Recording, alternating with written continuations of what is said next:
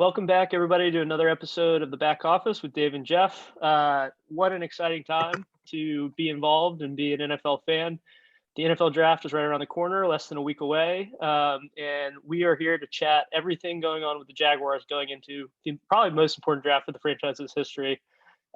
We have the potential future franchise quarterback coming to town in Trevor Lawrence, but a total of 5 picks in the first 3 rounds, which leaves us a lot of stuff to talk about. So we're excited to have everybody.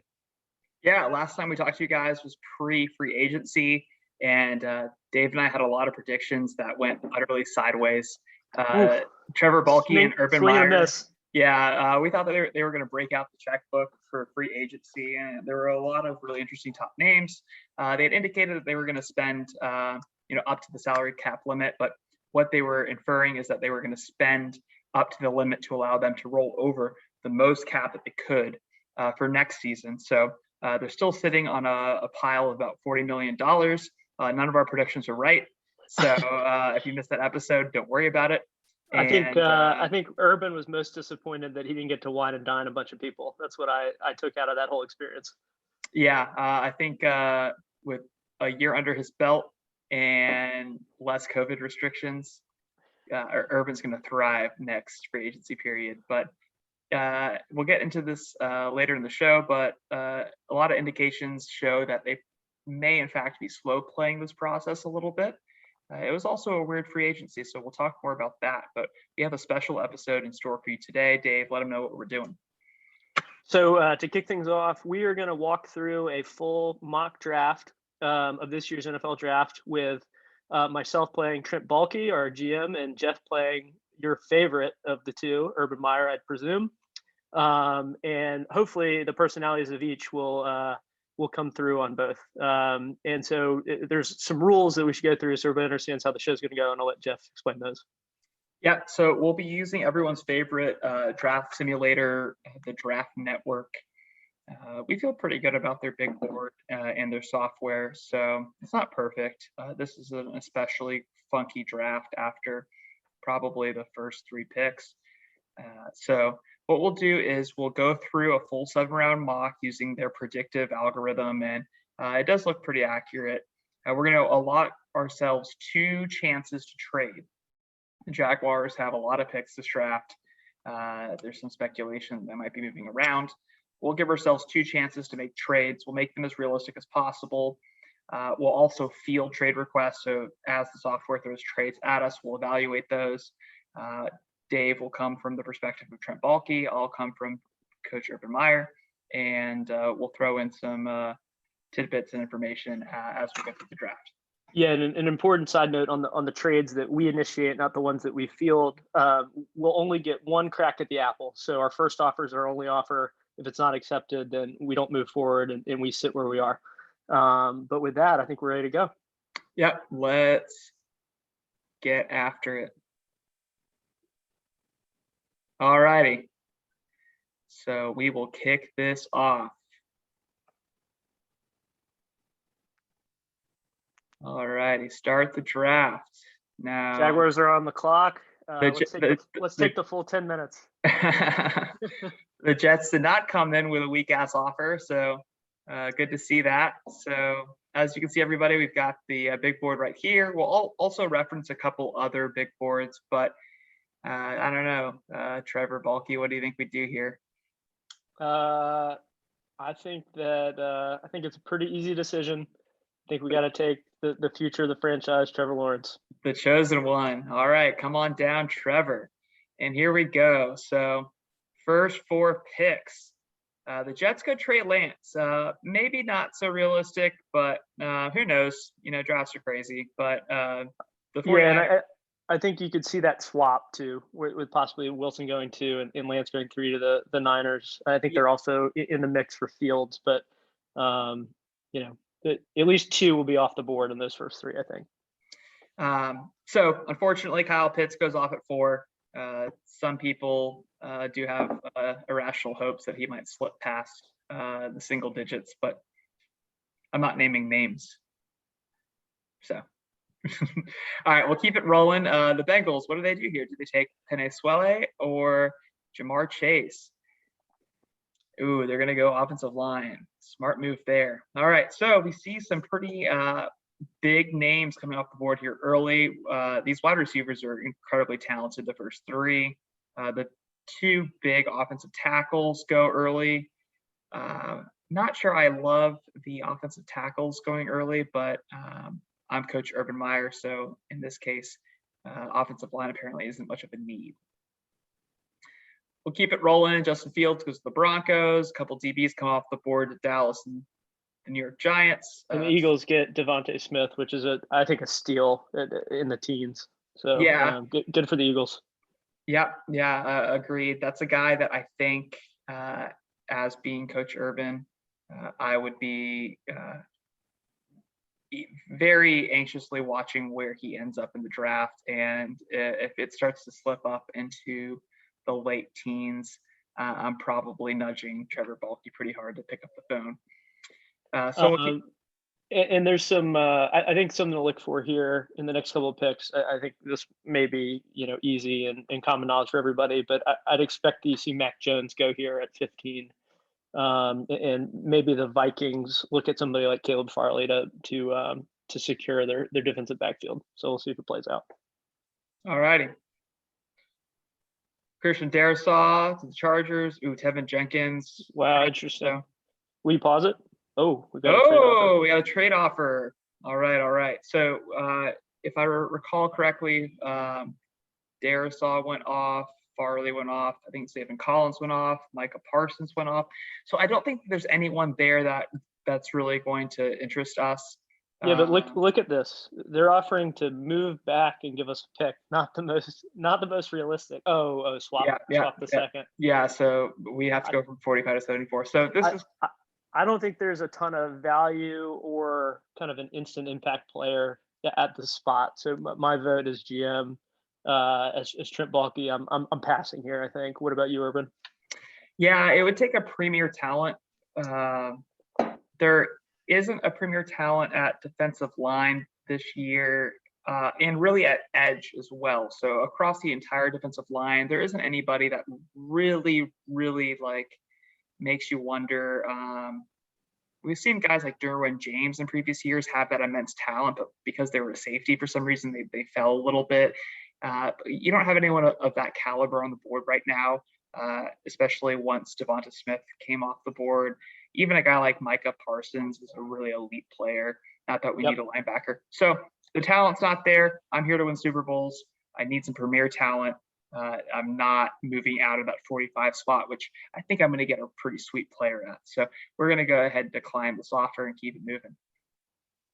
Oh, okay. So let's recap a little bit. Unfortunately, your guy, Alex Leatherwood, gets severely overdrafted at 19. Not that he's a bad player, but and apparently there's a run on offensive tackles. Yeah, so now our seat's getting a little bit hot. Probably your seat more so than mine, because Urban did say yesterday he wants to add competition to the offensive line room, but he's also been steadfast in endorsing the two tackles. And he brought the whole offensive line back, including the coach. So and it's a shame because I was hoping that Leatherwood would get there to 33. I think he's an awesome talent, kind of in his own right. But the thing that I think is most attractive is that he's played both guard on both sides of the line and left tackle at a high level and in the best competition in the SEC. And even though, we possibly have our starting five secured for next year, I think that's a guy that could push, 4 of the 5 positions on the line immediately and probably take over a big role going forward. So I'm sad to see him go off the board that early. Yeah, most definitely, myself included. 3 linebackers who are all uber talented. Micah Parsons plays probably a middle linebacker. Jeremiah plays the weak side linebacker, and Zaven Collins might even be able to play like a 3-4 linebacker. He's super talented. He's a guy that I would draft to be like, just figure it out, almost like Isaiah Simmons last year. But yeah, kind of bummed to see the offensive tackles go off the board.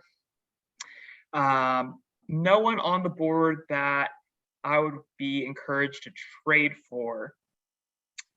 And I don't think Chicago is going to move out of 20, but I think something to watch for next Thursday night is if there is somebody like, for example, Tevin Jenkins, if they're really high on him, or even if for some reason, and I don't expect this because offensive tackles typically do get overdrafted, if Christian Darrisaw was up at 20 and the Jaguars want to say, hey, guess what, Indianapolis?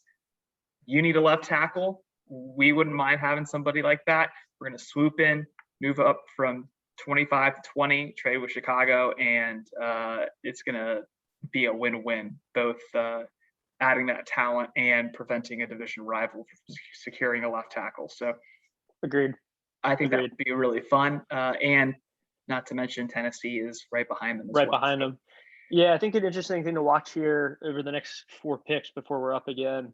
I think I'd expect Jalen Phillips to come off here. There's a couple teams that need an edge rusher. For the 3-4, I'd say that Jalen Phillips fits in quite nicely with Pittsburgh, so that's a place that I'd be watching. But my hope, given that we have a need on the defensive line, at least from a rotational perspective, is that Barmore falls to us at 25. So that's where my head's at. I'd also point to Elijah Vera Tucker as another really promising option. So we need one of the two of those to get through the next 4 picks. Yes, most definitely. Do you think there's any argument for us moving up to make sure we get one of them if one comes off the board here to the Colts? Realistically, you're never going to get a trade done with a division rival. So we're going to have to wait till pick 23. So let's pause before 23 picks. Okay, so really hope. I would love Elijah Vera Tucker because he's a guy who can play all over the line.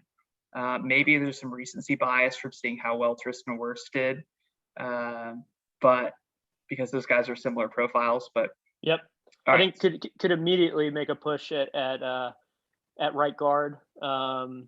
Or maybe even a push at left tackle. So it'd be an interesting spot. Yeah. I think he's played mostly on the left side of the line, both guard and tackle. But I'd say my position is that the weakest of our 5 players, Urban, is AJ Cam. So yeah. All right, here we go. All right, the Colts go Rashad Bateman. Interesting selection. Crazy pick, but I like it. Okay. Greg Newsome to Tennessee. Kwity Paye. All right, we're in a great spot here. From my vantage point, I'm comfortable with either Barmore or Elijah Vera Tucker. I would probably err on the side of Barmore for now because I think he'd have an instant impact. But I'm not disappointed at all if we go Vera Tucker. Do you feel at all compelled to trade up, or do you just let it fall? I don't know, Urban. What are you thinking with these picks? I don't exactly know the Steelers' needs. I'm going to let it ride. I think Jalen Phillips goes off the board here. Is my intuition. I think Najee Harris does, and I think that's a great thing for us because I don't want Urban Meyer given the opportunity to draft Najee Harris. But all right, here we go. We'll see. Ooh, all right. Well, I don't know who came off the board. Yeah, I hate that they do this to us. So, but I've done this enough times. I'm pretty sure it's Najee Harris. All right. We have an offer from San Francisco asking us to move from 25 to 43 in exchange for 102 and 117. That's going to be a no for me. I'm Coach Urban Meyer here. Any players that have high ceilings that are going to develop to win Super Bowls, just not going to do it for me no matter what. We already have a ton of draft picks. What do you think, Trevor? I'm Trent, but Trent. Got Trevor on the mind. Yeah. I don't think the value's here. I'd probably want to see a first round next year in exchange for that 4th. To make it super compelling, and I don't think the value's there. So I'd say we pass. Oh, Elijah Vera Tucker, shoot, off the board. Bummer. All right, so here's where my head's at. I think that we have a clear need at 3-4 defensive end. Christian Barmore has the physical makeup of that type of player. Was pretty productive last year, had 37 tackles, I believe, 8 sacks. In a year that was a pretty funky, only a 2-year player at Alabama. But I'm comfortable with the risk reward at this point. I think he's the clear number 1 interior defensive player in the draft, and we have a clear need at one of those end spots. The only other player that I'm looking at here, I think, is Trevon Moehrig. But I'd like to hear your thoughts. And go ahead and reference the some of those big boards that we've got, just to see, because the Draft Network, of course, is not the end all be all. But if I'm in the brain of Urban right now, he already admitted that he is looking at the holes, and his process is going to the coordinators, getting a short list of what their needs are. So if you're talking to Joe Cullen, I think, as you mentioned, the needs are a 3-4 DE, especially after the loss of Tyson Alu, who ultimately did not sign with us after agreeing to terms. Of course, safety, which we're looking for an upgrade over Jared Wilson. And then on the offensive side of the ball, from Darrell Bevel, obviously tight end, but I don't think this is a point where you can address that. Yep. And then offensive line and running back depth, essentially. Yeah. Or playmakers. Yeah. What's jumping out right now, based on the Athletics big board, top 100, our number 1 ranked player that's still available is Azeez Ujulari from the University of Georgia, who you've been quite high on, as Jeff Albany is not, as Urban Meyer. Interesting player, 3-4 outside linebacker, very fast. Probably would be a super productive addition to, I'd say, a fairly unproven outside linebacking core outside of Josh Allen. He's ranked 16th on their big board. The next closest person is who we just discussed, Christian Barmore at 20, which lines up perfectly with what the Draft Network has him at. Trevon Moehrig is further down actually than Draft Network has him. They have him as the 43rd best prospect on the board. So a pretty big gap between what you're seeing here at 30. Najee Harris is at 23, which it lines up fairly well with what you saw in the Draft Network. And I'm trying to find the wide receiver that's available. Rashad, no, it wasn't Bateman. He already went to the Titans. Elijah Moore, he's ranked 35th. So okay. that's kind of what we're working with the Atlantic. Pro Football Network's got Azeez at 16. He's the highest of the bunch here, and then followed by Trevon Moehrig at 24, Jalen Phillips at 27. And where do they have Christian Barmore? All the way down at 40. Interesting. So a lot of differing opinions on all these players. So this is a tough call. This is a very tough call. Our defensive line room I almost miss Todd Wash's scheme and Gus Bradley's, because you understood the rules. Of course, that was to the detriment because people understood what we were doing all the time. Joe Cullen is a blitz crazy man. We're going to be blitzing a ton and letting our corners and safeties do work. You're gonna see all kinds of different defensive fronts, guys playing in different positions, and we have a ton of guys on the roster: Roy Robertson Harris, DeJuan Smoot, Malcolm Brown, Devon Hamilton, to name a few, who are going to be key pieces here. So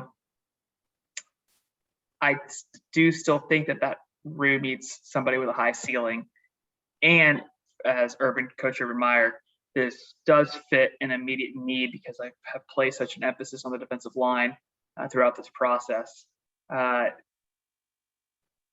So my vote is probably going to be with Christian Barmore as well. Then this one's easy because I'm in total agreement. I think this is this is an instant impact player at a position of need. I think that we're lucky to be getting him at 25. So let's make it happen. Now, as being Urban Meyer, I'm sure he's sitting here being like, I'm sure he's got one wide receiver or Probably Tony.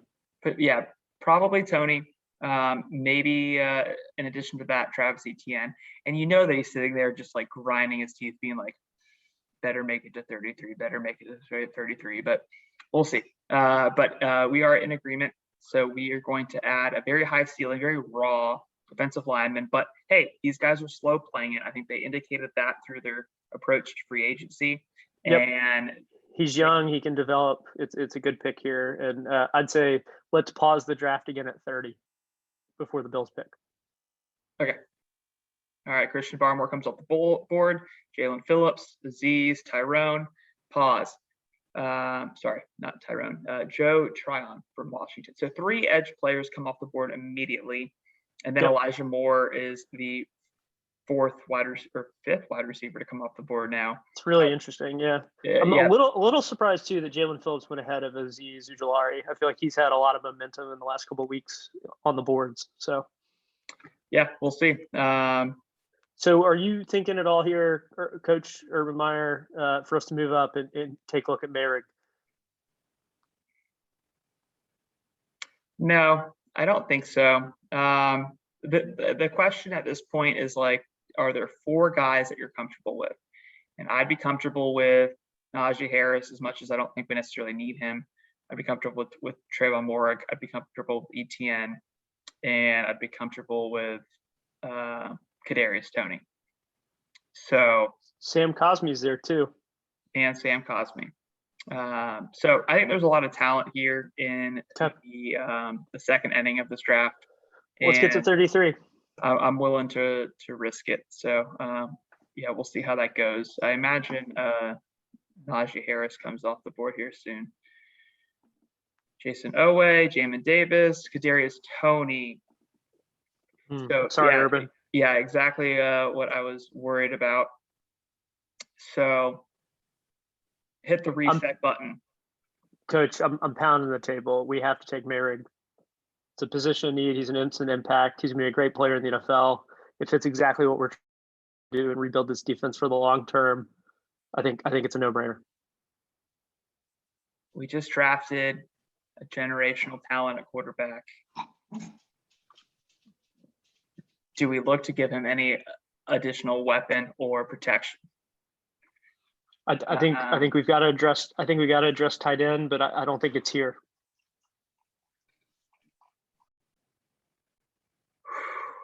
See, I worry that Urban's inexperience. He's going to be like, give me that tight end. All right, let's take a look here. You take a look at the Athletic again. Let's see who some of these prospects who are still on the board.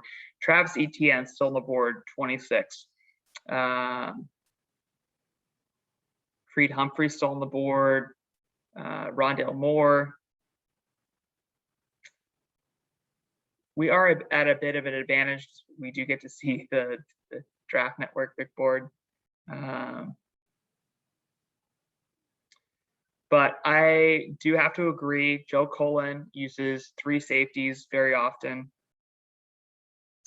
And he listed safety as his top need on the defensive side of the ball. And we have the opportunity to add a premier talent at safety. We're going to be blitzing a lot. It's important to have a single high. Dave, you're on mute. Sorry, it's either here, Coach, or we've got to address it with I think the next pick. And I think at that time we're going to be overdrafting somebody like Richie Grant or Javon Holland, whereas here I think we're getting a lot of value. This is tough because I feel like Urban would say, we're slow playing this, give Jared Wilson a year to see if he's the guy. And let's give Trevor his running mate and Travis Etienne. But yeah, I don't know. This is tough. I wholeheartedly disagree with drafting Etienne here, but I'm just coming at it from Urban's attitude. I'm definitely on board with Trayvon Moore. So, all right. Well, Trayvon's going to be the pick. Very tough decision, and we're definitely.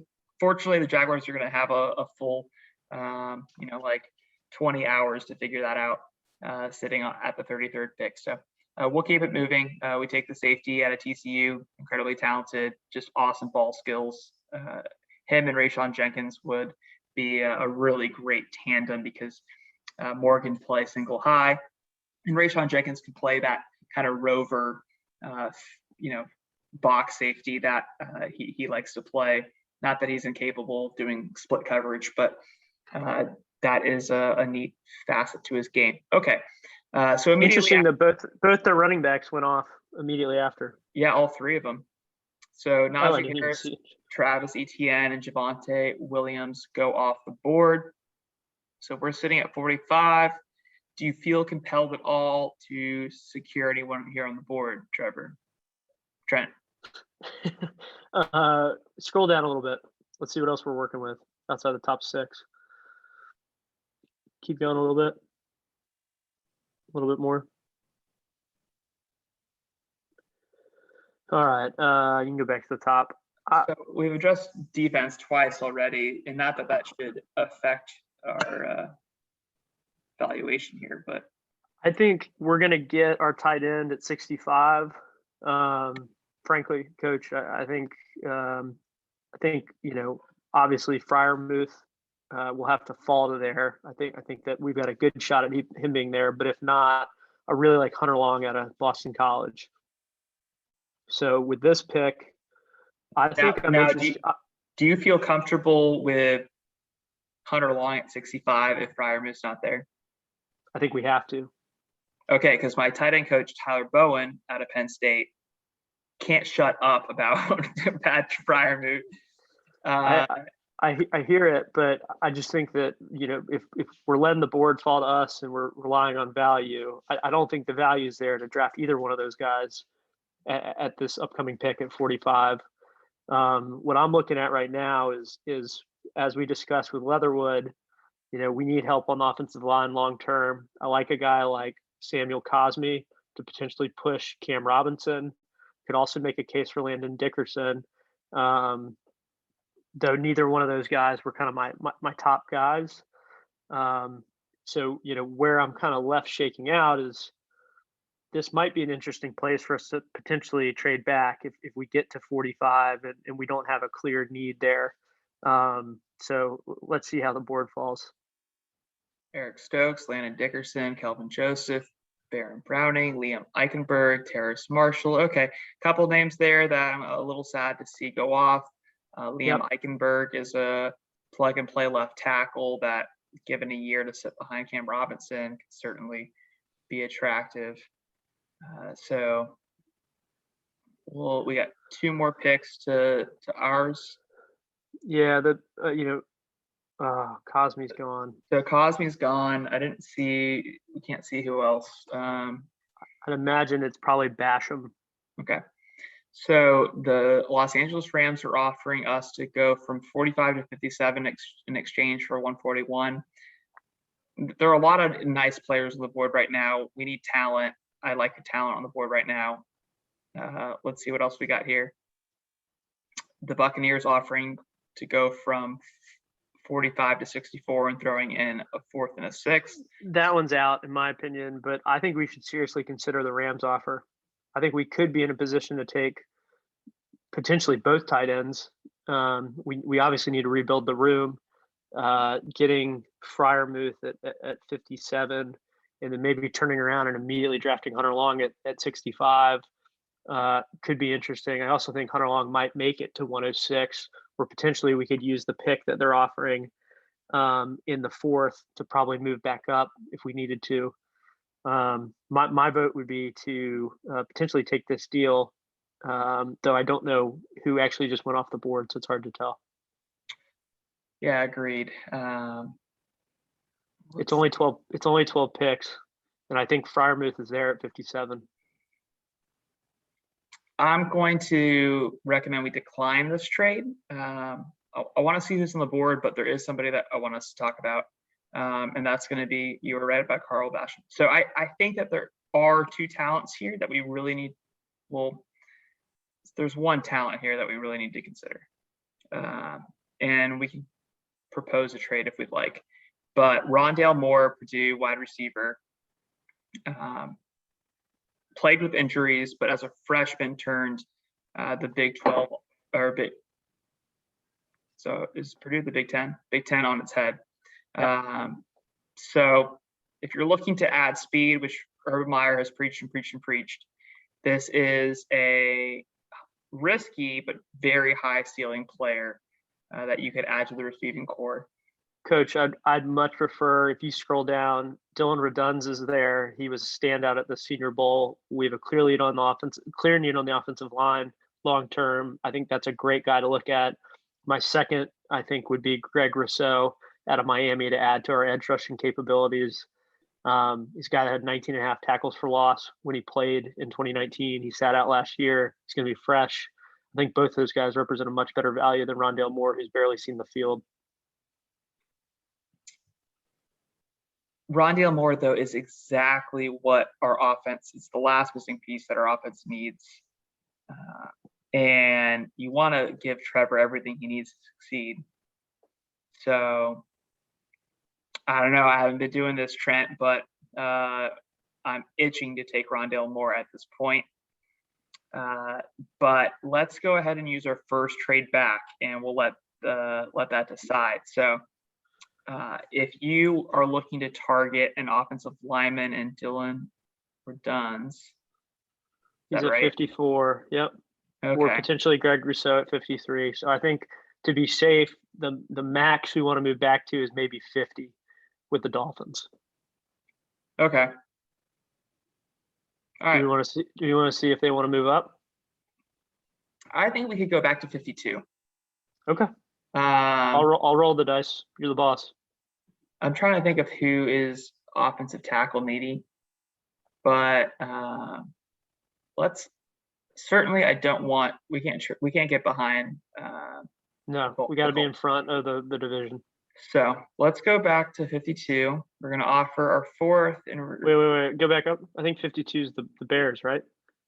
You're at 51. You're on the Skins. Yes. Sorry, the Washington football team. You are correct. Okay. The Bears.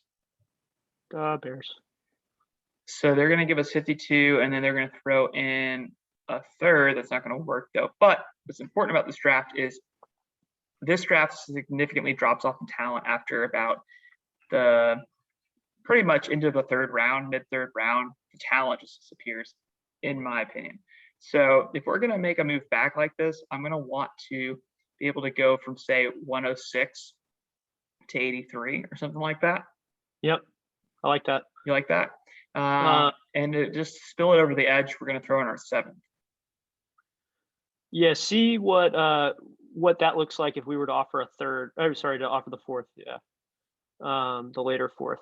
Try 130 instead of 106. Yeah, that's what I tried. Yeah. Okay. So now we can give the later fifth, and do that and still maintain this pick 106. And then use the seventh later on to push that one up possibly. You like that? Let me see the other option one more time. The other option was the first, fourth, and the seventh.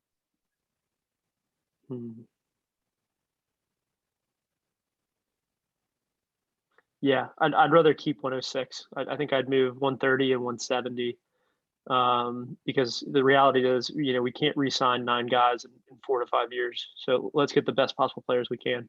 Cool. So we're going to move back 7 spots, give up a 5th round pick, but we're going to move up. What is that? 47 spots. So from 130 to 83. So let's go and send that offer. Come on, Bears. Come on. Let's go. No. Oh. Yikes. Okay. So. I don't want to use our second trade option on the same trade. No. So we got to sit and pick. And push comes to shove. I'm going to take the controller here. I don't see anyone else. We can consult the big boards here. I think Levi Onwu would be a pretty sweet option if we didn't take Barmore. Yeah. And certainly Wyatt Davis from Ohio State is intriguing. But, man, we just got Trevor Lawrence. Let's put some speed on the field. We've been talking about it. Sorry, no. Trent. The conversation's over. We're taking Rondale Moore out of Purdue. Cut my legs out. Yeah, sorry. They've been talking about speed, and they added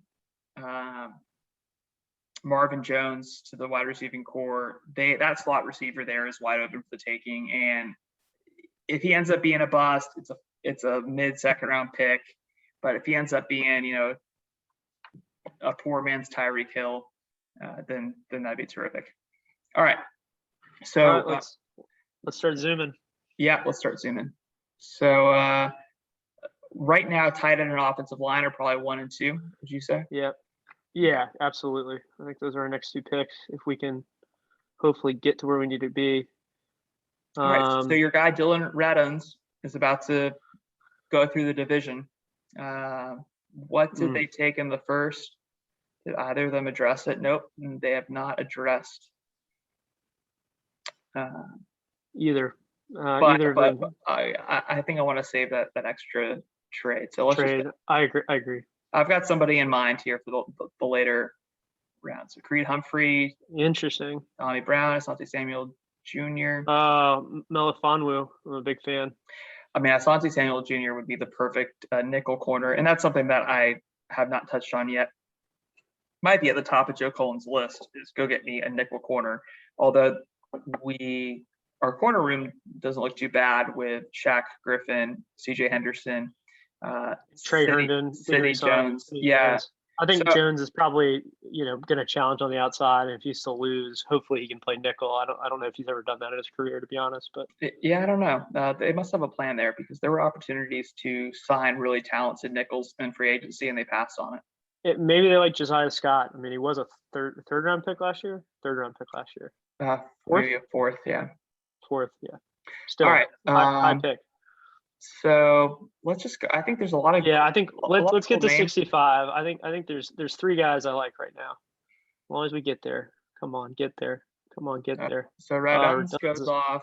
Bummer. Greg Rousseau is like a crazy evaluation because he put up like 15 sacks or 19 and a half tackles for loss and some teen number of sacks. Yeah, a ton of sacks and stats back in 2019, sat out 2020, and is getting kind of a bad rap for it. But Coach, go ahead. You go ahead, Trent. I think we moved for Rousseau, and then we very quickly trade back up and try to get our guy Pat Freiermuth. Okay. Yeah, I mean, and if we can't, then I think Hunter Long's a great option at 83. It's probably overdrafting him by about 15 picks, but we'll need to fill the tight end room. There's also Brevin Jordan there too, so we got a couple cracks at the tight end apple. Freiermuth and Tommy Trimble, yeah, Freiermuth's definitely their guy. So I honestly think that they won't even let it get to this point. But so you want to take Rousseau, and then do you want to immediately? I would pause immediately and let's see if we can very quickly analyze who would be a trade partner. So Rousseau's going to be a guy that can play, all over the line, inside and outside. He could potentially play the 3-4 defensive end. If he put on some pounds, I think you're right. He's got the height and the power. He would need some more weight. Yeah, he's a really interesting guy that you stash along with Barmore. Probably don't do much the first year, but then just potentially turn into monsters. So, all right. And he's chase on insurance if we're wrong about him. Yep. So we're on the same page there. So we're going to take Rousseau and then pause. I think that this is our chance to go get Freiermuth. I think the Eagles might want to take him. I think the Bengals might want to take him too. Yep. So we're going to use our final trade. So we're going to have to give up some capital here. Throw the late 5th in there and see what we got. Okay, so the mid 5th. The mid 5th, the late 5th doesn't get us there. The mid 5th. What about the late 5th and the 7th? Again, we can't re-sign all these guys. And swap the 5ths. Okay. Yeah, we need to land this trade right here. So. Yeah, I think that. That's the number. What happened when you clicked on 130? No good. Okay. I think this is what we do. We get 2 more premier picks. I like at 130. I think we can find a good running back there to complement what we have in James Robinson. I think there will be a bunch of value, whether it's Chuba Hubbard or Trey Sermon. I think they'll be there at 130. Okay. So Let's we're do it. doing 106, 170, and 250. I think we're overpaying, but we need this. Yep. All right. Let's send it. Cool. All right. All right. So we have made a major move up to 66 back-to-back picks to go get our tight end of the future, Pat Freiermuth. I hope our guy's right inside.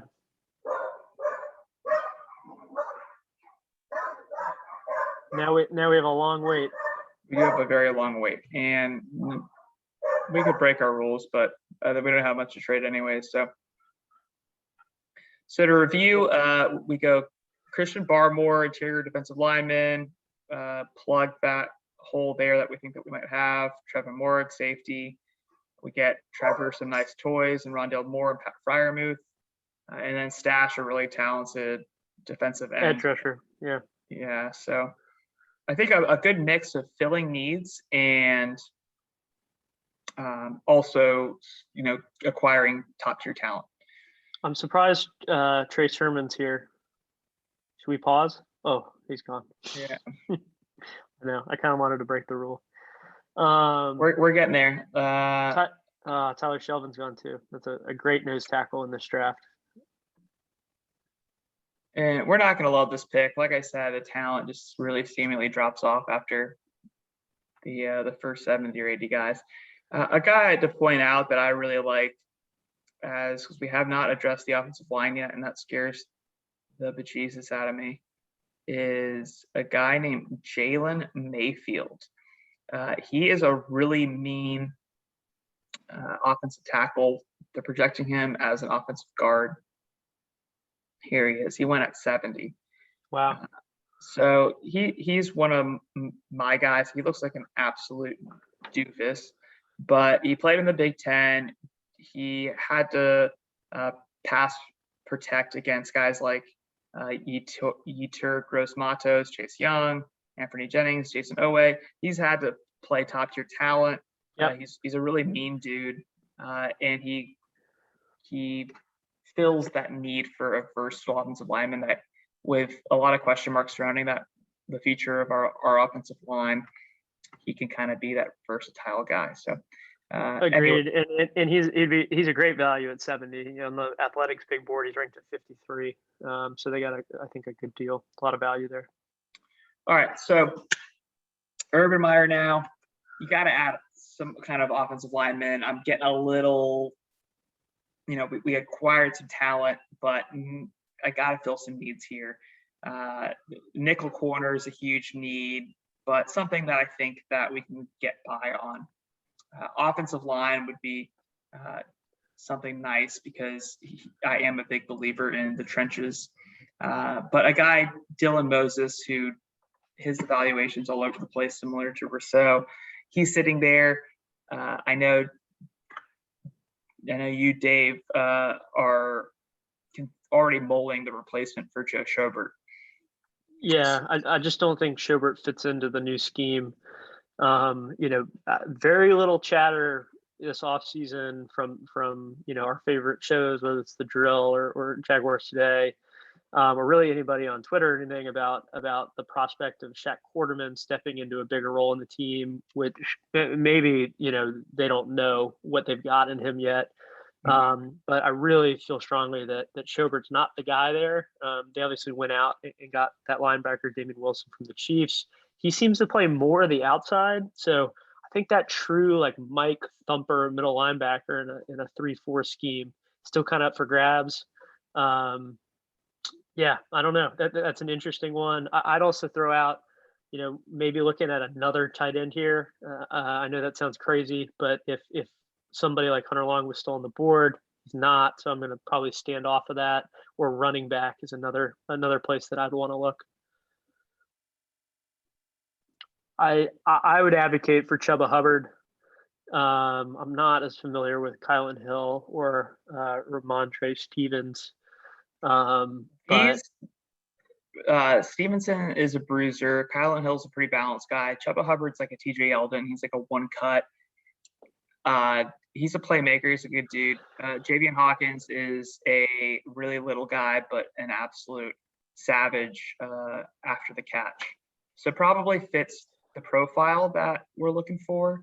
yeah, because Hubbard's not known as a great pass catcher, and I think where you're going to want to spell Robinson is more in that third down capacity. See, I think whether it's Tony or Moore, I think both those guys in combination with LaVisca sharing some duties, Yep, they can all play that third running back. Rondale Moore is like a mini LaVisca with a lot more speed. I think we're agreed there. I don't think that the value's at this spot. So let's look at interior offensive line real quick to see what's left. The top of the board is Aaron Banks, 6'5", 340, Notre Dame. I know he has a pretty solid evaluation. This is probably where you look at the top of your board. If it's a need, I think you just pull the trigger. The only other name here that's enticing, like I said earlier, was Dylan Moses, because I do think that he's really talented. But yeah, I don't know. What do you think? Can I see the other interior offensive lineman? Yeah, sure. And, what's our next pick again? We retained the. I think we have. We have 1/5 left too. Which should probably be 170. Is that right? Or maybe it's the 145 pick that we barely can't see up top. Let's see here. We have 145. Yeah. So what I'm going to say is I think we go with Dylan Moses as the replacement to Joe Schobert at linebacker, or at least competition with Shaq Quarterman. And then with 145, I think we're going Tommy Kramer. It's overdrafting him, but I think he's a heck of a player and could step in right away and compete with AJ Cann. He should be available.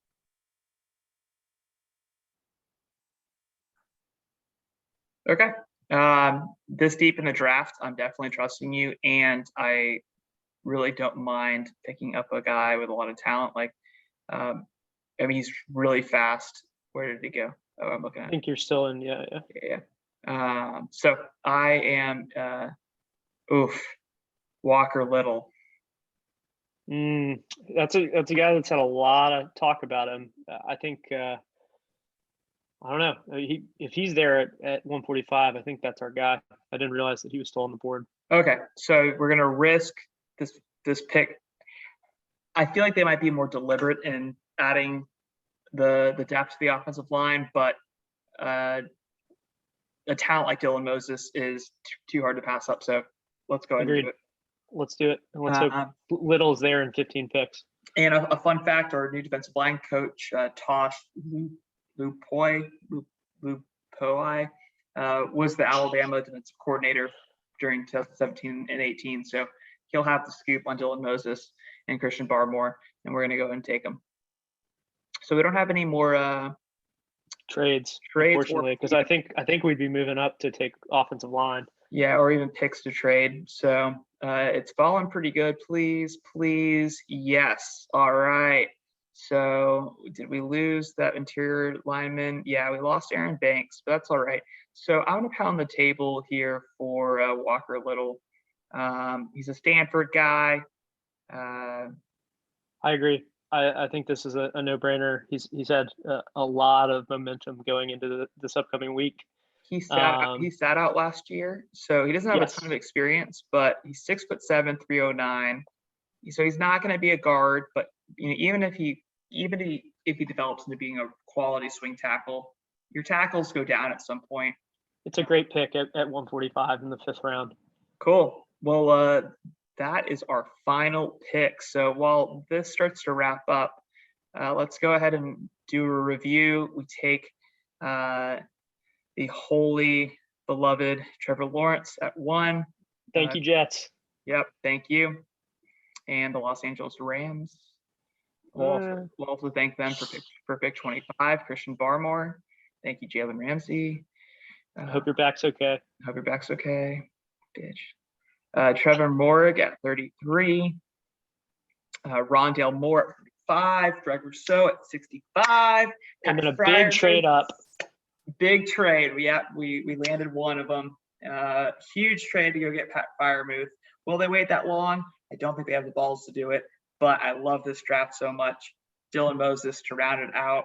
Dylan Moses at 130, and then a little too close for comfort, but we slow play it. We get a really high upside offensive tackle in Walker Little. He went to Stanford. Bill mentioned it like 800 times on the broadcast. Probably a really smart guy. Has a cool name. So it's really interesting too. If you break this down, I think we went perfectly even offense to defense, 4-4, but maybe it's 4-3. I can't tell. Including the quarterback, it is 4-1 to 4-4, right? Very balanced draft. I think a lot of those pieces are immediate starters. Specifically, I think Lawrence, Barmore in a rotation capacity, because you're never going to really call that kind of guy a starter. I would imagine in a 3-4 across the defensive line. I think that they've already said that they just want depth in a big rotation. Trevon Merrig, who apparently has a second name, it's Woodward or something like that. I think he's immediately a starter on the defense and probably one of the best players on the defense within 2 years. Rondale Moore, totally agree with your perspective as we went through it. I think it's really interesting to think about him as a slot/third down running back in combination with Laviska. I think there's a lot of stuff you can do with those two. And that's really interesting. I think maybe taking wide receiver from my perspective of Trent Baalke, I don't think that was a need, but I think you're right that Coach Urban Meyer would go for that early. Stashing Rousseau, I think, makes a tremendous amount of sense. You're always going to want 3 edge rushers that are highly competent. And I think he's also great chase on insurance in the event that you don't have 3, you only have 2. Pat Freiermuth, I mean, we had to get a tight end. I agree with you that kind of waiting this long is probably not realistic given how big of a need it is, but I don't know. Maybe they have iron balls and they're willing to do it. Mm-hmm. And then I actually love these last 2 picks. I think picking up Dylan Moses to compete at linebacker and Walker Little, who could potentially be a starting left tackle, that you got in the 5th round at 145. Those are big slam dunks in my book for guys that, the reality is you're not expecting a whole heck of a lot, and if they turn into impact players, you've hit a home run. Yeah, and I love this draft philosophy. Like, we probably only have room on the roster for 8 or 9 guys, so we're not going to use all 10 picks. Plus, hopefully they score with a preferred undrafted free agent. But I like not taking anybody past 145. I think that's just doesn't make sense. I think you got to use that capital to move up, which is exactly what we did. Mm-hmm. To get a guy that we desperately needed at a time that we desperately needed him. So I think, I don't know. Hopefully the draft is as exciting as this was. I mean, I think if you look at it, I mean, it's balanced, but you've addressed like a ton of question marks across the depth chart. So pretty happy with how this shook out. Yeah, I definitely agree. Looking at who some like preferred free agents might be. I like Trey Norwood at Oklahoma. He as a Gator fan, was just devastating to Kyle Trask in that bowl game. Granted, they were down a bunch of offensive players, but I think he had 2, maybe even 3 picks in that game. Somebody would have to fact check me, but he was all over the place. I don't know why he must not have had much of a career given where he is. I think he's a senior, so it must have been kind of a freak thing. But as a guy that actually would fit really well in the slot, I think that's where he played. So maybe that's a guy that you would look at, but I haven't done much research on him, so I don't want to oversell. Yeah, I'll plug my guy, Scary Terry, Marion Terry. He was kind of a jerk on Florida State last year. I don't blame him. Things weren't really going his way with the coaching staff and the season at large, but man, is he talented, and I think he is being severely undervalued. I think someone's going to be really happy with him. Marcus Stevenson. There are so many slot receivers in this draft that I agree with you. Like, I think that we could, because Trevor Lawrence is so good and elevates everybody around him, that we could be just fine slow playing this deep wide receiver class and finding a gem later on. But go watch Rondale Rondale Moore's tape. He can move, man. He can move. He's a beast, and he's strong. He's a beast. Darius Stills, interesting. That's an interesting one. Yeah, he's a big boy. He's fallen a lot. Yeah, he used to be like a 3rd or 4th round pick in these mocks, like right near Teradell Sladen from Florida. They were kind of neck and neck, if I remember right. And I think it was early 4th round, and that'd be maybe an interesting one to look at. Jarrett Patterson is really interesting. I think he set the NCAA record for most yards in a game. I think he rushed for like 3. That's right.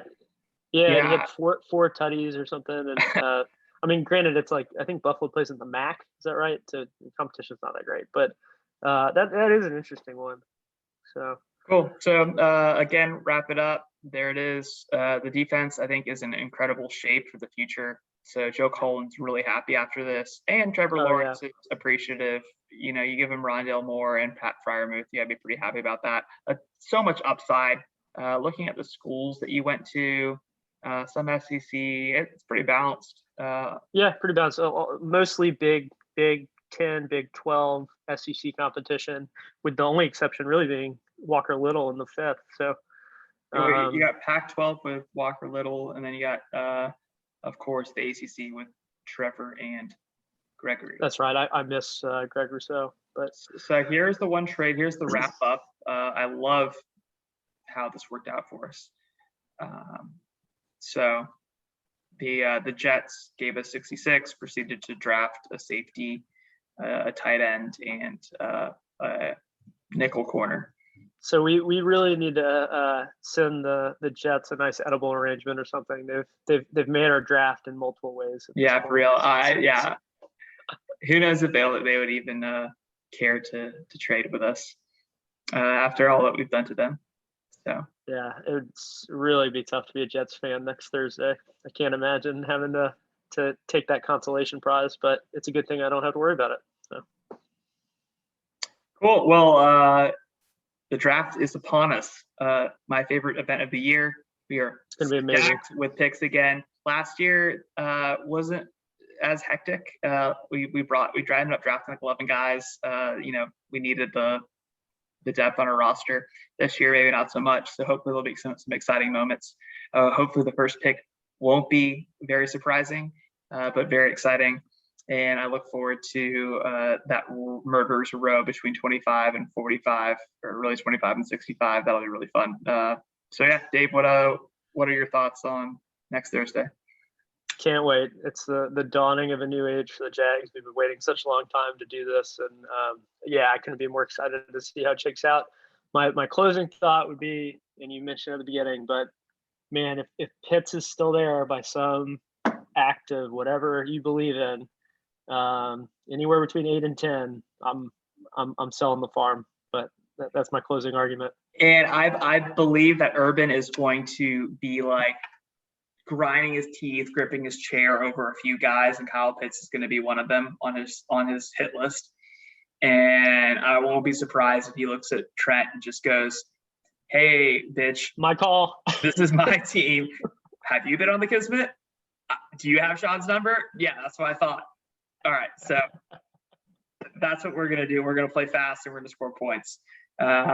Whether that will be right, I'm glad that my biggest fear about Urban was that he was going to exasperate all the resources available to him immediately. He slow played it, which is nice. And they've slow played it so far. So we'll see. It's really interesting. My last point on Pitts is that if he does make it a 10, which I think is highly unlikely, according to Jimmy Johnson's famous draft compensation calculation that they used forever on the Cowboys, the 25th and 33rd pick is exactly equal in points, in 1,300 points, to the 10th pick in the draft. So that's the one to watch. I think if somehow he gets the Cowboys. That said, Jerry Jones, no way he's passing on a guy like that. Like, I don't know who they have as their tight end at the moment, but if I don't know it, it's probably because they're not all that great after Witten left and then subsequently retired. So I bet they'd turn it down, but man, would that be cool if you had to see Trevor Lawrence and Kyle Pitts for the next hopefully 15 years. Yeah, if any of our listeners out there have any dirt on Kyle Pitts, now is the time to drop it. Actually, I would do it Thursday about 2 minutes before the draft would be ideal. Yeah, good call. So all right, that would be an Urban Meyer move, is to do all his due diligence on Kyle Pitts, and then whatever dirt he finds, just. Well, I mean, as a former or as a current Gator fan, former Urban Meyer Gator fan, I don't think it's beyond him to bend the rules a little bit. So no, certainly not. All right. Well, this has been the Back Office. If you're still with us, thanks for listening. Let us know what you thought of the episode. This was really fun. We walked away with an absolute haul. Hopefully the Jaguars can do something of the same caliber. Dave. That's all I got. I think this is such an exciting time to be a Jags fan, and I can't wait for next Thursday. So I hope everybody's glued to the TV, or if you're making the trek, it's in Cleveland, right? So I doubt there's a lot of people going up to Cleveland, especially that Trevor's not going to be there, and that's really what matters. But what a time to be alive. Duval!